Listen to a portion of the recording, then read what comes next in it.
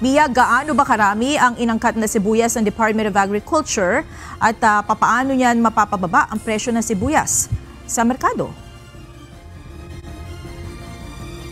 Magandang gabi sa iyo, Monica. Ayon nga sa Department of Agriculture, nasa 459 metric tons ang imported na pulang sibuyas at nasa 200 naman ang imported na puting sibuyas na kumpirmado dang nakarating dito sa bansa. Sinabi pa ng sibuyas ngayong linggo hanggang sa susunod na linggo. Samantala, base sa resulta ng inspeksyon ng Bureau of Plant Industry sa mga warehouse ng sibuyas sa bansa, napatunayan na walang hoarding ng sibuyas. Kasunod ito ng direktiba ni Agriculture Secretary Francis P. Laurel Jr. upang matiyak na walang nagtatago o naghaharang sa supply ng sibuyas na dahilan kaya tumaas ang presyo nito sa merkado. Ayon kay Asik de Mesa, sa isinagawang inspeksyon sa Northern Luzon, Region 1, 2, and 3, 4A at 4B, NCR, maging sa Region 7, napatunayang walang hoarding o manipulasyon, kundi sadya lamang mababa ang supply ng sibuyas. Karamihan sa mga cold storages ay walang stocks. And then, doon sa mga areas na may stocks, as of to date, yung red onion ay nasa 500 metric tons lang.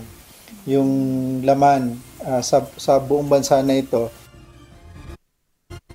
Paniniguro naman ng ahensya, hindi dapat mangamba ang mga magsasaka dahil ang mga iniaangkat na sibuyas ay pantawid lamang habang hinihintay ang panahon ng anihan.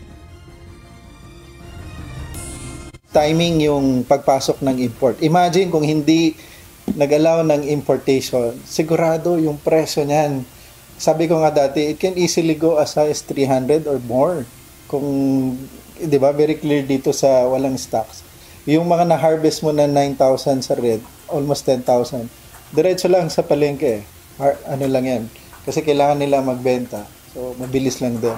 So, kung wala kang parating, masakit nun sa, ano natin, di ba? Sa presyuhan natin.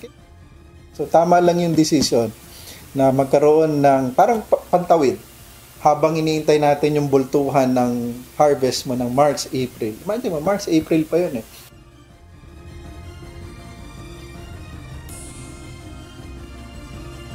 Monica, ayon kay Asik de Mesa, makakaasa ang mga mamimili na pagdating ng peak season o ng harvest season ay magiging stable na ang halaga ng sibuyas sa merkado, lalo pa kung magiging mataas ang magiging harvest nito pagdating ng Marso. Sa ngayon, ayon sa ahensya na hindi pa muna o wala pa munang dahilan para magtakda ng maximum suggested retail price sa sibuyas. Yan muna ang update. Balik sa iyo, Monica. Maraming salamat, Mia Alonzo, live mula sa Quezon City.